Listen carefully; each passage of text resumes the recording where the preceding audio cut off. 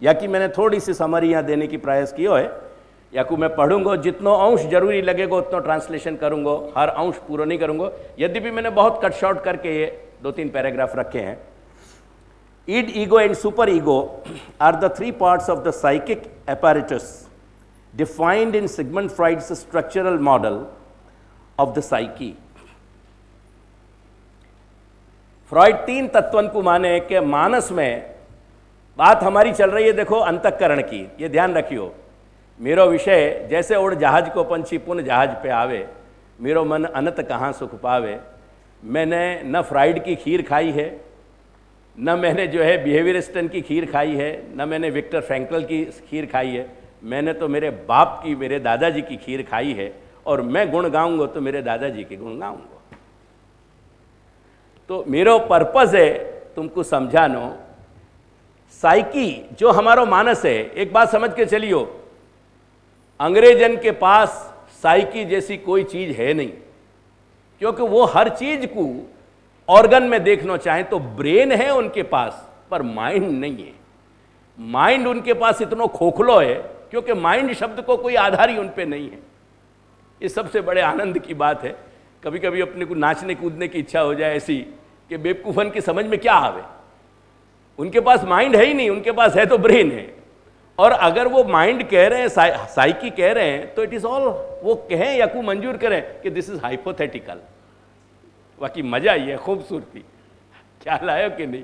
So let us उनके शब्दन में hypothetical जो माइंड है, और अपने शब्दन में बड़ो आधारभूत जो हमारो अंतःकरण है। क्योंकि हम केवल शारीरिक प्रक्रिया पे टिके भय नहीं हैं, हमारे यहाँ फिजिकल प्रॉपर्टी भी ब्रह्म है और नॉन फिजिकल मेटाफिजिकल प्रॉपर्टी भी ब्रह्म है, वहाँ में कहीं तकलीफ नहीं आ रही है। तो वह के 3 उनने एक, जैसे अपने यहाँ अंतःकरण कोई इंद्रिय नहीं है, अंतःकरण एक यानी पांचभौतिक नहीं है अंतःकरण। इन ए वे अपने यहाँ कुछ जड़ रूप जरूर मानो गए हो, मैं यहाँ की बहुत डिटेल में नहीं जाऊंगा समय की तकलीफ के कारण। लेकिन जैसे अपन ने 4 अंतःकरण के 4 पासा अपन ने बताए, चित्त, अहम, बुद्धि और मन। ऐसे एक या आधार पे कल्पना करो कि उनके यहाँ 3, सिगमंड फ्रॉइड ने 3 वाक्य आधारभूत वाक्य पासा बताए कि एक इड नाम की कोई फंक्शन है, एक ईगो नाम का फंक्शन है, एक सुपर ईगो नाम का फंक्शन है। इड जो है वो हमारी कामनान को विस्फोट है। जैसे ज्वालामुखी फूटे ना, आजकल तो बहुत सारी चीज़ें हमको विजुअल हो गई हैं क्योंकि हम टीवी पे देखें। पुराने समय में ज्वालामुखी कैसे फटे ये लोग शब्दन में जानते थे, दृश्य से नहीं जान पाते थे। लेकिन आज तुम सभी अपन सब परिचित हैं कि ज्वालामुखी कैसे फटे। तो इड जो है हमारे अंदर की रही भई जो रॉ हमारी कामनाएं हैं, हमारी इंस्टिंक्ट्स हैं, हमारी ड्राइव्स हैं, हमारे मोटिव्स हैं। देखो ये 3 बड़े प्रधान शब्द हैं साइकोलॉजी के, इनके भी परिचय ले लो। इंस्टिंक्ट जो है ना, वहां पे हमारा कोई कंट्रोल नहीं होए और वो इनबॉर्न हो में, कोई कारण से इंस्टिंक्ट पैदा नहीं होवे। इंस्टिंक्ट अपनी चेतना की अभिव्यक्ति को सहज स्वभाव है। अपनी कॉन्शियसनेस जो है, अपनी चेतना जो है, वह चैतन्य जो जीव आत्मा है वह की सहज स्वभाव है, वह को इंस्टिंक्ट के रूप में। जैसे बच्चा को जन्म होते ही भूख लगे, ये भूख क्या है? एक तरह की इंस्टिंक्ट है, एक तरह की ड्राइव है। तो इंस्टिंक्ट और डिराइव यानी कि जो वेग हैं, जो आवेग हैं, उनको डिराइव्स कहें। और मोटिव वो चीज़ है कि जो हमको कोई एक चीज को पे स्टेडी रख पावे, हमको एक चीज के लिए पुश कर पावे, वो हमारे अंदर को मोटिव है, जब वको मोटिव कहेंगे। जैसे अगर हमको भूख लग रही है तो भूख को यानी वाके लिए भोज्य पदार्थ को खोजने में जो हमारी इंटेंसिटी है, वो इंटेंसिटी हमारे मोटिव पे डिपेंड कर रही है। तो मोटिव जो है वो चीज़ है, वो फोर्स है कि जो अपन को वाके पीछे लगाए रखे। ये सब याके अलग अलग थोड़े से एक मानस में रहे भये ये फंक्शंस हैं। तो ईड जो है वो बहुत रॉ, हमारी जितनी भी कामना है उनको विस्फोट, जहां ज्वालामुखी फूटे वह को नाम ईड है। ईगो हमारी पहचान है। अब हमारे पास हमारी चैतन्य आत्मा की तो कोई पहचान है नहीं, लेकिन जैसी सूरत शक्ल हमको ईश्वर ने दे दी नहीं है। अब अगर तुम ये कहो मैं, तो मैं सु तुम्हारे पास क्या क्या ख्याल, तुम्हारा कॉन्सेप्ट क्या क्रिएट होगा? एग्जैक्टली तुम्हारी सूरत शक्ल तुम्हारे अंदर जहन में आ जाएगी कि मैं को मतलब ये है। तो जासू अपन मैं को पहचान सकें, अपने आप को पहचान सकें। यदि मैं की पहचान नहीं है, डॉक्टर्स कहेंगे कि ये डिसोरिएंटेशन है, the person is has disoriented it. ये डिसोरिएंट हो गया क्योंकि ये अपने आप को पहचान नहीं पा रहे हो, समझ नहीं पा रहे हो, कहीं रिस्पॉन्स नहीं दे पा रहे हो। तो ईगो अपनी पहचान है, और सुपर ईगो एग्जैक्टली बुद्धि व को सही अनुवाद है। अगर सीधो अनुवाद करें तो सुपर ईगो को मतलब है बुद्धि। राइट और wrong, do and don't do, ये सारे फंक्शंस जो है हमारे सुपर ईगो के हैं। यहां ये बोलना चाहिए कि नहीं, यहां ये कह देना चाहिए कि नहीं, यहां ये कर देना चाहिए कि नहीं, etcetera etcetera etcetera. Right from एक माइक्रो, छोटे से छोटे लेवल पे से लेके बड़े से बड़े लेवल तक हमारे जो ये सारे कर्तव्य अकर्तव्य, साध असाध, ये सारे जो हमारे बुद्धि के जो विवेक जाकू कहें अपन के, जहां विभक्त करके बांट के वाके भाग करके समझ पावे कि नहीं ये सही है, ये करने योग्य है, ये नहीं करने योग्य है, ये स्वीकारने योग्य है, ये अस्वीकारने योग्य है, etcetera etcetera. According to this model of the psyche, the id is the set of uncoordinated instinctual trends. मेरी भाषा आप ज़्यादा अच्छी समझ में आवेगी। ये अनकोऑर्डिनेटेड है, यहाँ में इनमें कहीं कोई क्रम नहीं है, कोई संबद्धता नहीं है। कामना कामना है, कामना कभी भी कामना को विस्फोट हो सके, बाकी लिए कहीं कोई भी वाके ऊपर पहरेदार नहीं है। The ego is the organised realistic part, जैसे हम पहचान करें, and the super ego plays the critical and moralising role. थोड़ा सा बैकग्राउंड मैंने कह दिया तो अब मेरी बात शायद अच्छी तरह समझ में आ रही होगी, क्योंकि ये सब बड़े गूढ़ इनके विचार हैं, इनकी थिंकिंग बहुत डीप है इन लोगन की, वाकू समझना सीधो सीधो पॉसिबल नहीं है। वर्षन अपन फ्रॉइड को पढ़ें, ऑलमोस्ट उनकी सारी बॉडी ऑफ वर्क्स को अपन वाके लेखन को अपन पढ़ जाएं, तब जाके समझ में आवे कि कौन सी जगह वो क्या कह रहे हो। The super ego AIIMS for perfection. Super ego को काम है कि हमारे व्यक्तित्व को निखारनो, वह व्यक्तित्व को परिपक्व बनानो, वह के अंदर ऐसी परिपक्वता लानी कि वह को विकास हो सके। It comprises that organized part of the personality structure, mainly but not entirely unconscious, that includes the individual's ego ideals. ये कहना ये चाह रहे हैं, हमारे अंदर दो, हमारे चैतन्य में यानी हमारे मन के या हमारे अंतःकरण के दो हिस्सा हैं। एक जाकू हम चैतन्य रूप से जान रहे हैं, और एक वो हिस्सा के जो अचेतन यानी हमारे वासना या संस्कार के रूप में हमारे अंदर, हमारी मानस में, हमारे अंतःकरण में घुस रहे हुए हैं। आइसबर्ग को यदि कोई ने चित्र देखे होए कि पानी के अंदर बहुत बड़ो हिस्सा होए, 100 गुनों, शायद 100 गुने से भी ज़्यादा, 1000 गुनों, और ऊपर वाकी इतनी छोटी सी टिप दिखाते हों और बाकी भीतर वको पूरो। कभी आइसबर्ग अपने बच्चान से कहियो कि कंप्यूटर पे दिखावें या टीवी पे कभी देखियो, तो आइसबर्ग को तुमको ख्याल आएगा कि आइसबर्ग काय को कहें।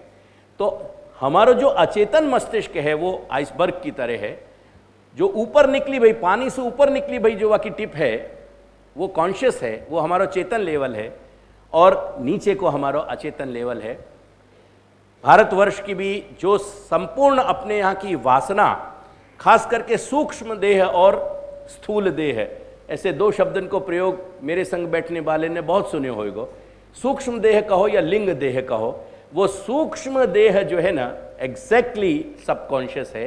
वो सूक्ष्म देह ही हमारी वासनाएं और हमारी सूक्ष्म जो हमारी इंद्रियन को जो मूलभूत ढांचा है, ढांचा कोई हाथ से छुए ऐसा नहीं है वो ढांचा, ये केवल अपने मानसिक विचार के स्तर पे ये कह रहे हूं, यानी हमारी वासनान को जो अवशिष्ट अंश है, जैसे अपन तेल लगा करके यदि सो जाएं तो तकिया पे क्या होएगा, वह तेल को दाग पड़ जाएगा। वो दाग जो है ना, वो को जो रेजिडुअल इफेक्ट है, वह को जो अंश अपन को, वह तकिया को निकाल के निचोड़ेंगे तो हमें से कोई तेल नहीं निकलेगा, पर दाग वहां में दिखेगा। ऐसे हमारी जो संपूर्ण कामनान को, हमारे संपूर्ण चेतन और अचेतन को के जो दाग हैं, उनको नाम वासना है। और भारतवर्ष की ये मान्यता है, वेद शास्त्रन की ये मान्यता है कि हमारा जीवात्मा जब स्थूल देह को छोड़ देवे, तब व्हीकल के रूप में, जैसे अपन गाड़ी में, प्लेन में, ट्रेन में बैठ के यात्रा करें, ऐसे वासना के सूक्ष्म देह में बैठ करके ट्रांसमाइग्रेशन होवे, वह को एक देह को छोड़ के दूसरे देह में जाए। और या के लिए 3 पक्ष को अवसर अपने यहाँ अवकाश दिए गए हैं। एंड देयरफॉर आज क्या कर रहे हो वह की बात नहीं कह रहे हूं, लेकिन उत्तर क्रिया, ऊर्ध्वदैहिक क्रिया के बाद 45 दिन से पहले वर्षी की नहीं जा सके। अगर आप वर्षी कर रहे हो तो जो गतात्मा है वह के साथ आप अन्याय कर रहे हो।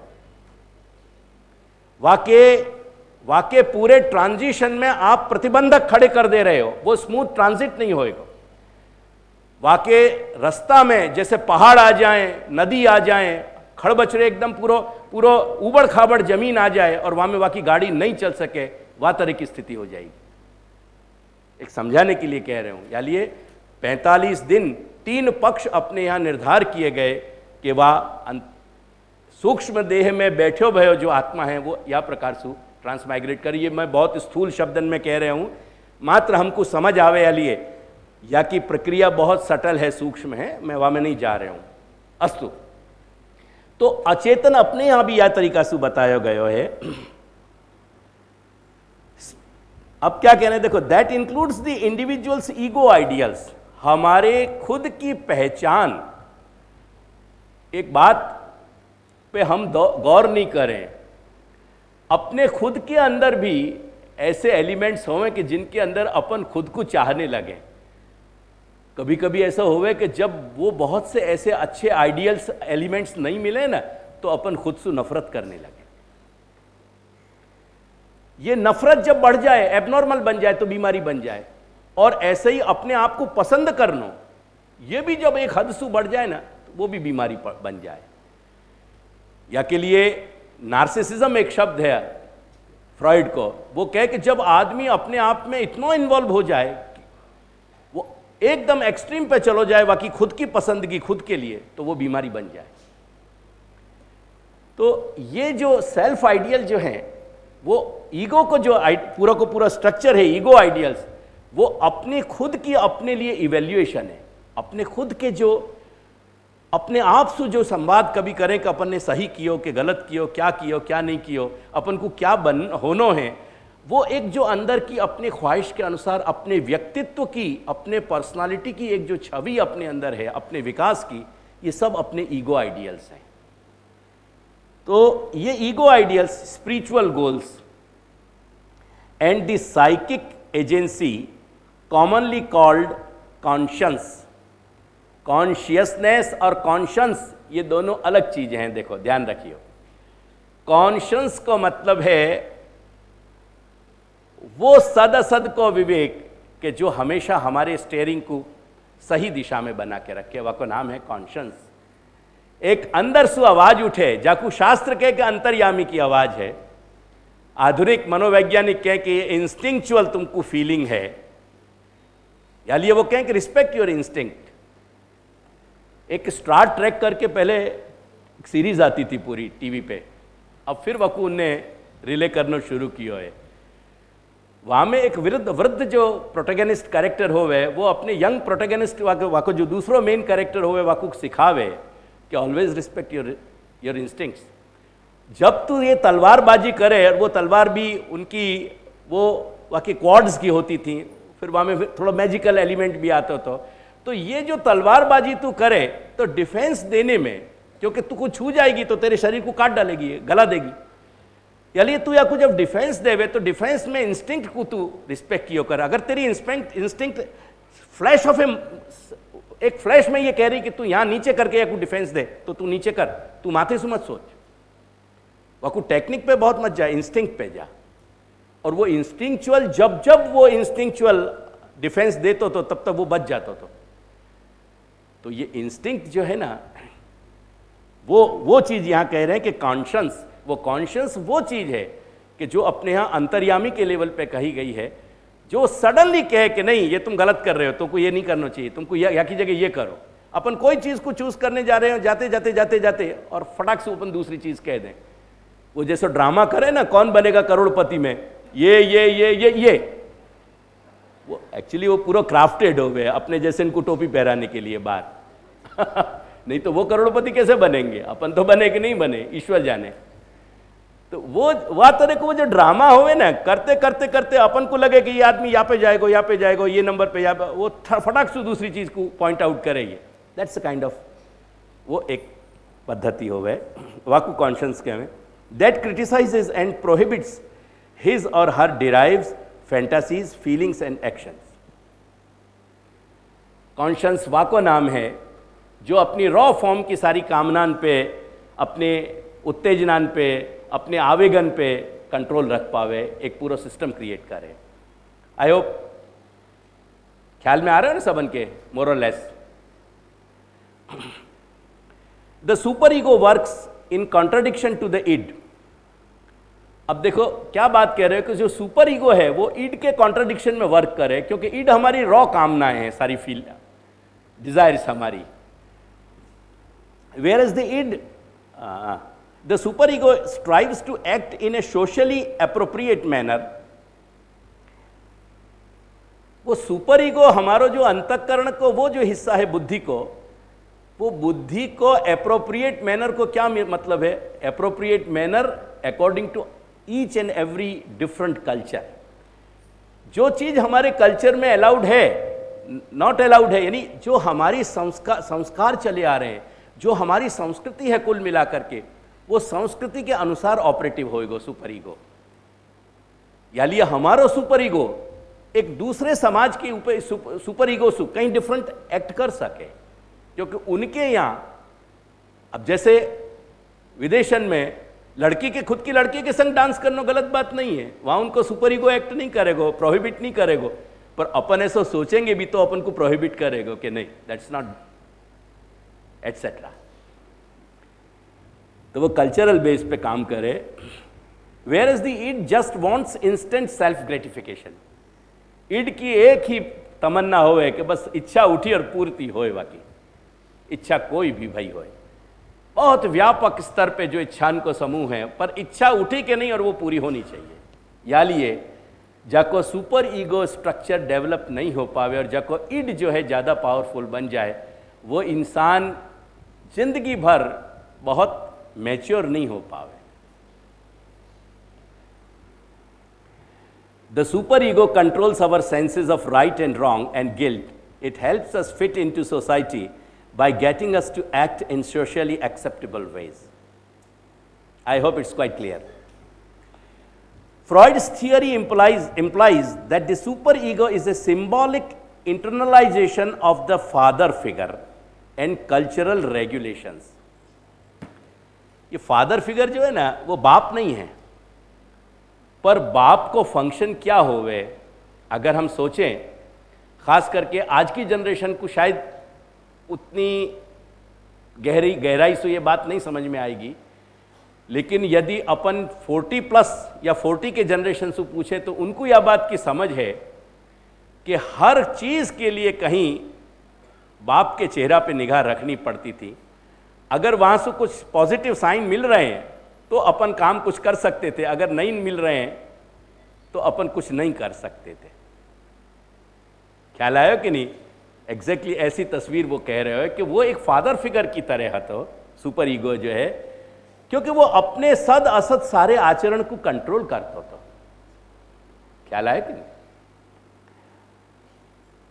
Controls our sense of right and wrong and guilt. It helps us fit into society by getting us to act in socially acceptable ways. हमारे समाज, हमारी संस्कृति में जो स्वीकार्य है और जो अस्वीकार्य है, इन दोनों स्तरन पे वो अपनो काम करे सुपर ईगो, और जो स्वीकार्य है वह सीमा में हमको रखे, अस्वीकार्य की सीमा से हमको बचावे। फ्रॉइड्स थियरी, ये हो गया ना, Freud's theory implies that the super ego is a symbolic internalization, ये यहाँ तक हो गया। The super ego tends to stand in opposition to the desires of the id, ख्याल आया कि नहीं? सुपर ईगो जो है हमारो, मतलब हमारो अंतःकरण की जो बुद्धि है, वो ईड हमारी कामना के डायरेक्ट ऑपोजिशन में खड़ो रहे वो, क्योंकि उनको पूरी चीज को सॉर्ट आउट करना पड़े, फिल्टर करना पड़े वाकू, ख्याल आवे कि नहीं?